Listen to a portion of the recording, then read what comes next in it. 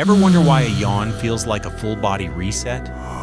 It's not just about being bored. When you trigger a yawn, your jaw hinges to its absolute limit, stretching the fascia and spiking the pressure in your skull. At the same moment, your lungs expand to their maximum capacity, pulling in a massive volume of cool air.